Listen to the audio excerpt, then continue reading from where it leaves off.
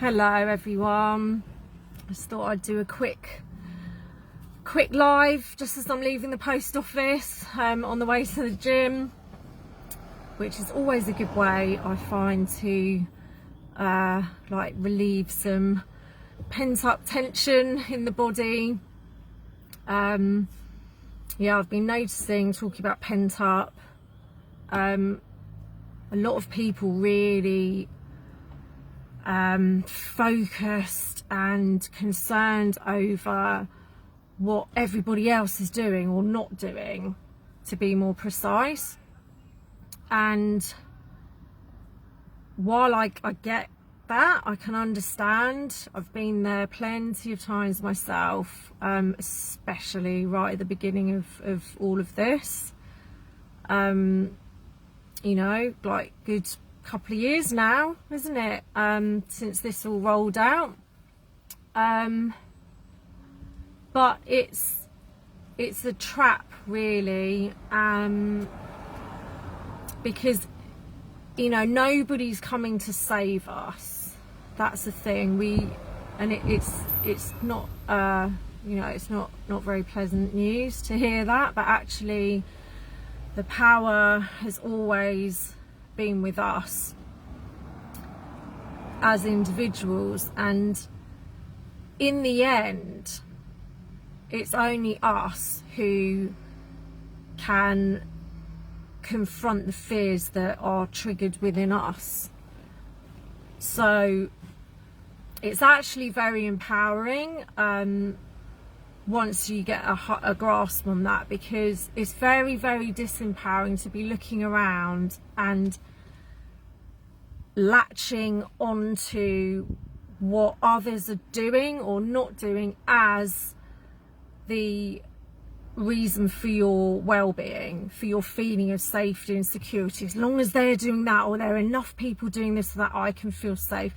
The problem with that is that at any point things can change to not suit us anymore. So even if everybody, or enough people, what we perceive as enough people, started doing what we believe is needed, at any point that can change and we're plunged straight back into being a victim of circumstance and at the mercy of outer conditions.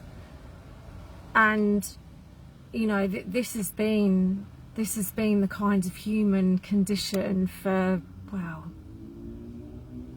thousands and thousands of years now. We've lost connection to such a degree to what's way beyond this physical experience here, that safety and security have become the absolute focus of our lives, physical survival. Now, while of course that makes sense, you know, we're physical beings, or physically focused beings, I should say, of course. You know, we want to stay alive for as long as possible. And so, yeah, there are innate responses to things that keep us, kind of preserve us, keep us safe. You know, primal stuff, the fight or flight response. But this is taken to a whole other level now, where we're constantly in that state of fear, and it's not even a specific situation, like, you know, being chased by the old saber-toothed tiger, whatever. Absolutely kicks in, no thought involved. You do what needs to be done. You either get away or you don't.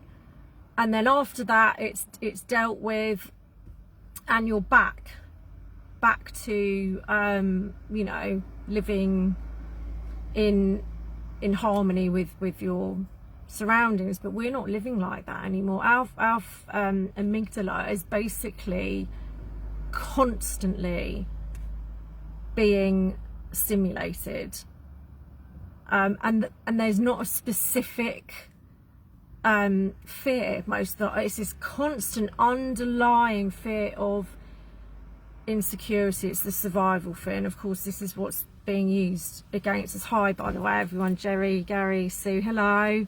Yeah, it's just struck me that there's so much externalizing. I can't feel safe until everybody's in line with what I need. But it just doesn't work like that, and you will go round and round and round. And I've done it myself. It's so much easier than having to actually confront our own fears, which, you know, they might play out differently for us. We've all got our triggers. We've all had very different lives and very different situations, and so it could be a host of different superficial reasons that get us into those states, but in the end it's still the same response. And what we're seeing now plays out on a massive scale, is that fear state, living in fear. And because it's very primal fears that are being triggered, you know, survival, we're looking at food, shelter, all the basic things that we need to survive. And so it's absolutely, you know, it's widespread in a way that it never has been before. And you know, we're essentially all in it together, because it's something that everyone can relate to. And so, you know, the thing is, when you're in that state of fear, and this is what they know, the power brokers, as I call them now, when you're in that state of fear, you're completely shut down, and you're actually only identifying with the little me, the kind of, you know, the flesh and blood, this is it, this is who I am, and I must survive at all costs. And there's this great disconnect from the fact that we're actually timeless, eternal. We've always been here, we always will be, as pure consciousness. This is us, apparently, you know, as individuals, all having these different experiences, but it's the one great consciousness that is absolutely unmoved, unharmed, can never be touched by anything. And when we've got no connection to that anymore, and we're entirely focused on this, the 3D, the physical, you know, what we can see, touch, taste, smell, of course life is terrifying, absolutely terrifying. If you believe this is it, then my God, there's dangers lurking around every corner. And we've, you know, and the idea of death is absolutely, you know, it's the worst, because that's the end, it's the end, we lose everything. And we've been taught, especially in the West, to absolutely fear it. And it's very taboo, and we try and avoid talking about it, but it is the ultimate fear. And it's only the ultimate fear because of this error in perception, which has been implanted, and it's been pushed over centuries and centuries, thousands of years, who knows. I mean, when it comes to time and history, you know, it's anybody's guess as to what is actually real in that sense, but you know what I'm alluding to. So, you know, what is it that we want to be saved from? What is it that we are so terrified of? And when you break it down, it's suffering, absolutely. It's pain, it's loss, it's death, ultimately. And that's what they've got over us, because on the whole, that connection to all that is, all that ever has been, ever will be, ever can be, the present moment where we're all residing in whichever form, that disconnection means that, yeah, we don't have that broader view, that higher perception, that okay, I may go through pain, suffering. Well, pain is kind of, you know, you can't really avoid that in a human body, but the suffering is actually optional. But when we're that attached, and we will preserve it at any cost, and that's what we're seeing. So that's why people will go along with anything, because it's not even conscious. And this is where the compassion does kick in, as much as it's infuriating. And, you know, we question, how on earth can people be willing to go along with this? I've just seen a few people, more actually, are wearing masks again. And you know, it does kind of get you there, but at the same time there is this compassionate response as well, because they are absolutely focused on survival, and they'll do anything, they'll go along with anything. Now, for those of us who know that there's something beyond all of this, and have accepted on some level that it ain't going to last forever, and we are going to cark it, whether we like it or not, moving beyond the stranglehold of fear is imperative. And it's for us, and it's for the benefit of all humanity. When somebody moves beyond those, the really low, dense vibration of fear, and enters that new frequency where everything natural, actually everything that's already there but has been obscured, can rush in and fill that space, then, you know, we're operating on another level then. And we're able to bring light to the darkness. We're able to access other realms of other levels of knowing and intuition. And when you're not responding or reacting from fear and from wanting to survive no matter what, then it's basically a whole other world. And that's what will usher in this new world that we're talking about. It's not the physical. The physical is a reflection of us. It's what we project. There's no objective reality in the world as it is. It's we create it. It's purely subjective. And when we actually take the reins, and not this conditioned fear, which is exactly what they deliberately keep us in, obviously, then we take it back. It becomes ours. It becomes our experience. And it's so important to remember this when you're feeling at the mercy of what others aren't doing. It's mostly what they're not doing on the whole. And, you know, it's not living if you're just surviving. That's not living. That's not life. You can't call yourself truly alive if your entire focus is on survival, and it's constant lack. You know, that's what we're being fed. There's not enough. You're going to struggle. We have to compete with each other. It's absolute bollocks. We are in an endlessly abundant universe, whatever you want to call it.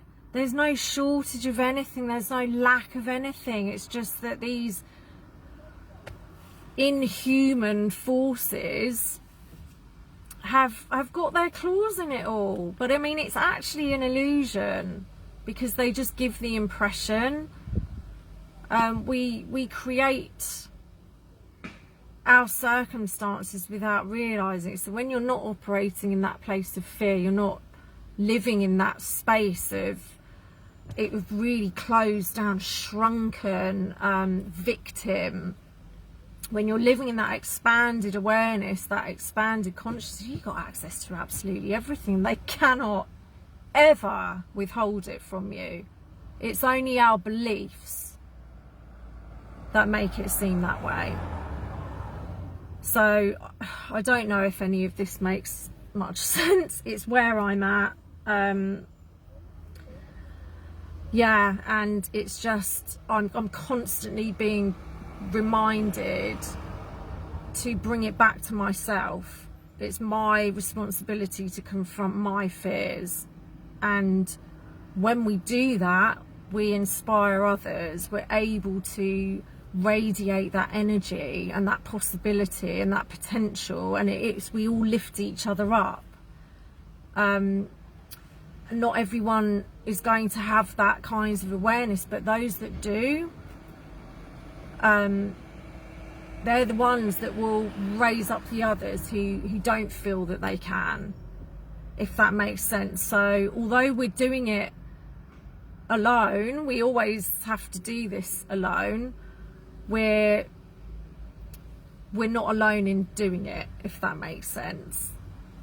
And there's so much power in coming together, and we've seen what's sprung from the stands. And the only reason that this has happened, you know, these amazing projects and community things that people are doing, is because they've empowered each other, because you come together in that spirit.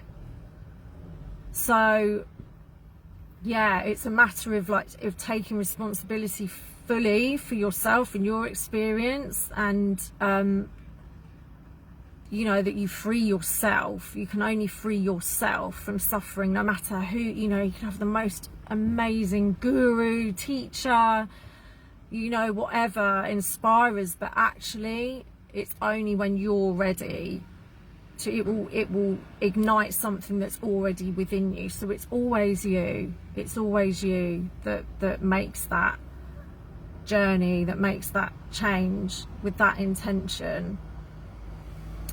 So yes, it's we've got to move beyond just getting by, just surviving, just, you know, eking. That's not living. That's not a life. And if we can see beyond those entrenched, very physical, and manifest very physically, for me at least, and I would imagine most people, when you're in that fear, and there's so many reasons for that to arise all the time, but if you can really intend, no, I'm not going to live in this prison in fear, and you do whatever it takes. There's so many ways. I mean, people have their, whether they're spiritual or not, you know, there's so many methods and different ways of doing this. I will start sharing, you know, I've been doing this kind of energy work and releasing techniques, you could call them, for many years, and I'm feeling very, very strongly that I really have to go the whole way now, follow it through, and not just, oh well, things are okay now, so I can just leave that. It doesn't work that way. But yeah, there are ways that you can actually move this, allow this to pass through your body and out of your consciousness, and it creates just this incredible space that's always been there. Like I said, we don't need to create anything new, we don't need to learn anything new, change anything about ourselves. It's literally just peeling away all the shit that's been piled onto us since birth. So it's just revealing who we already are. There's nothing to fear, and then we're home. That's what going home is, back to what we really are, and that's the power.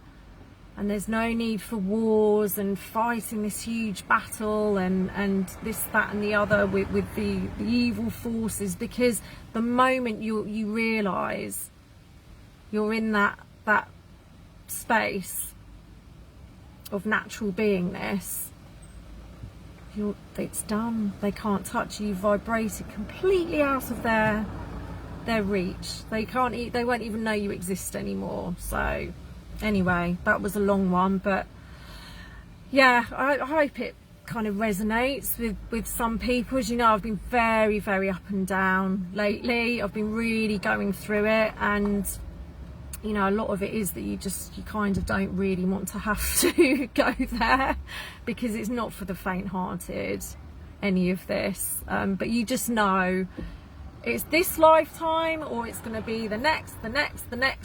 Like, how long do you want to wait until you're truly free? Truly free. No matter what's going on out there, you are free. It doesn't matter. It could look like World War III out there. You are free. And yeah, that's where I'm heading. So I think there'll be a lot of others walking alongside me. Anyway, have a lovely rest of the day, evening, wherever it is you are, and I will speak to you very soon. Sending lots of love, and yeah, hang in there. We've got this. It's not an easy road that we've picked by being here, but you know, we wouldn't be here if we weren't built for it. So mwah, take care, speak to you soon, peace.